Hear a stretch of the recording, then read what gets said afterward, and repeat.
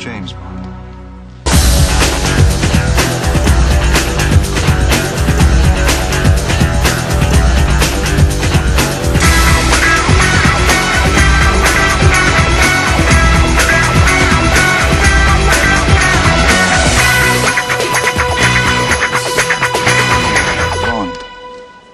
James Bond. When I first saw the trailer for Mirror's Edge, I was just absolutely blown away. It was something new and refreshing compared to everything else I was seeing this year.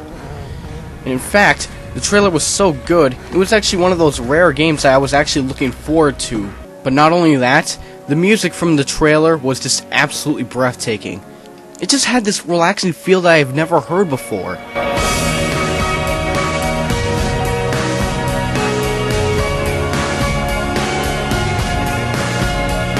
Now, Electronic Arts and DICE have finally released Mirror's Edge, and in my opinion, this game is fantastic.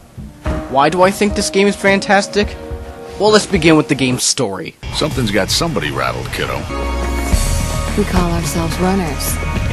We exist on the edge, between the gloss and the reality. The mirror's edge. We keep out of trouble, out of sight, and the cops don't bother us.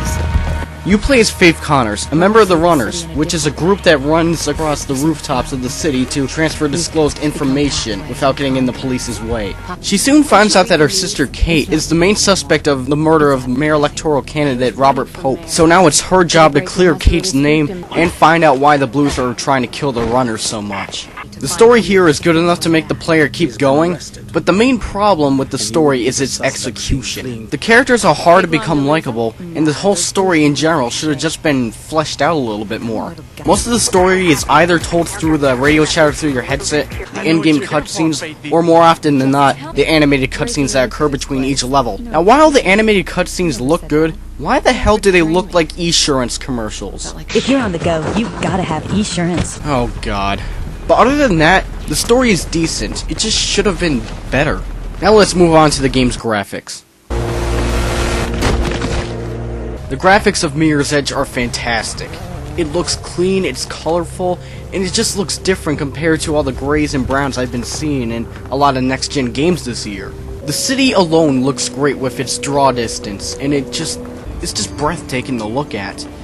But while you're not going to be in the city the entire time, you'll go underground into the sewers or inside some buildings. Even then, it makes it look clean and colorful. The animation is also well done, making it actually feel like you are doing all this parkour stuff. And even the takedowns look great. The character models also look good, but they have some rough edges. But the only problem I have with the graphics is that sometimes it doesn't load textures properly, but in a lot of next-gen games, that seems to happen a lot. Also, the load time that occurs between each level is pretty long. Now, take note that I am playing the 360 version. I have heard that the PS3 version seems to load faster, but I'll have to see that for myself. So all in all, Mirror's Edge is a great looking package and just looks completely different from any other game I've seen this year. Now let's move on to the game's sound. The sound is another good thing about Mirror's Edge. It sounds good when running through the city and performing all the stunts. For example, hearing your bones crunch when you fall to your death sounds almost cringeworthy. In a good way. Even the sound effects coming from the guns sound well done. But that's to be expected from the people who made Battlefield. As for the voice acting, it's good, but as always, they seem to be reading cheesy-ass dialogue. No idea, Faithy. I just go there for the pretzels. However, the best part about this game's sound design is the music. The soundtrack in Mirror's Edge is absolutely fantastic. The music has this intense yet relaxing feel to it, which makes it great in its own right. With the last level, the Shard's music being my personal favorite.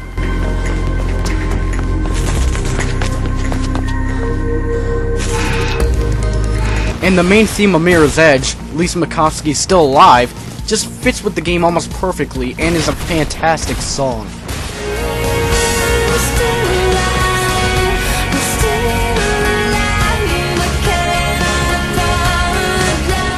So all in all, the sound design in Mirror's Edge is very good.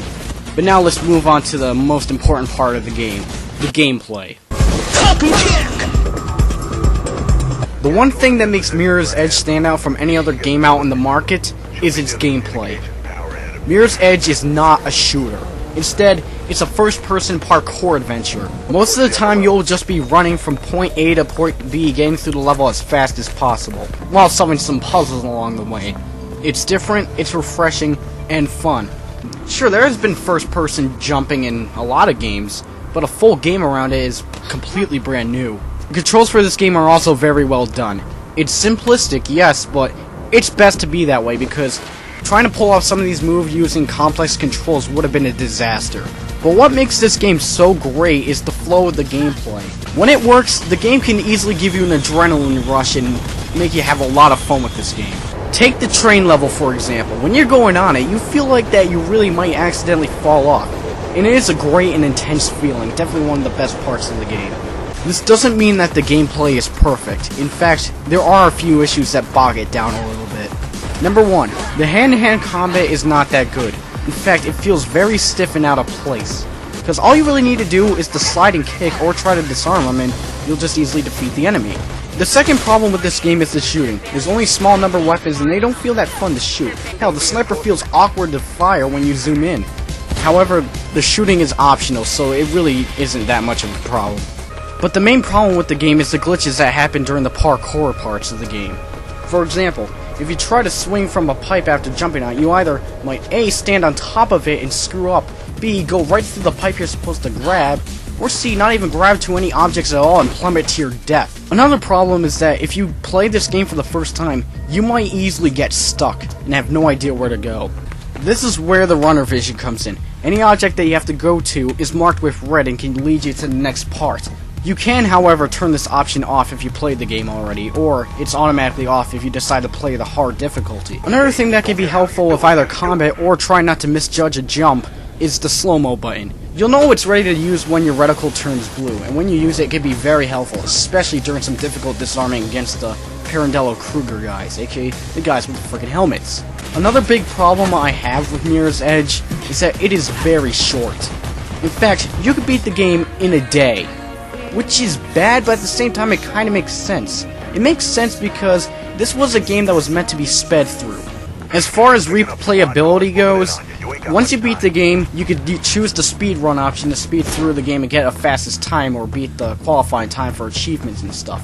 Or you can play the time trial option, where you have to go to designated markers on every map and try and get the fastest time. This feature is cool because you can download ghosts from the leaderboard and try and get the fastest time, or mimic them to get the achievements. These are nice little extras that can extend the life of the game after you're done with the main campaign. You can also collect hidden runner bags across each level, but they're just there to get some achievements or trophies. And as some tiny little unlockable extras, you can either A, look at the artwork, B, look at all the cutscenes, or C, my personal favorite, listen to some of the songs from the soundtrack. Now then, let's move on to the final scores. The story gets a 7.5 out of 10. It's decent, but if it was fleshed out more, it would definitely be a great story.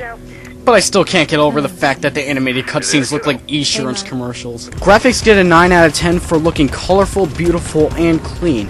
And it's definitely different than any other game I've seen this year. Sound gets a 9 out of 10 for having a fantastic soundtrack, good sound effects, and pretty decent voice acting. So you won't have to worry about your ears bleeding throughout this entire game. And finally, the gameplay gets an 8.5 out of 10. It's refreshing, new, and definitely fun to play, but some issues with the combat and glitches kind of bog it down a little bit.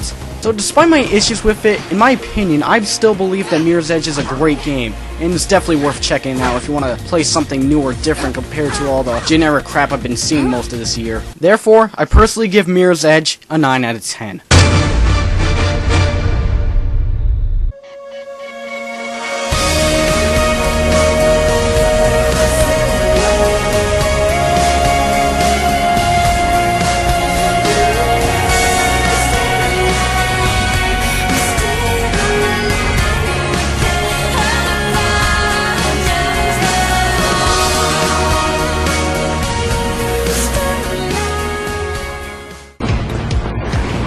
Now give me my stone! I don't have your stone! And fuck you anyway!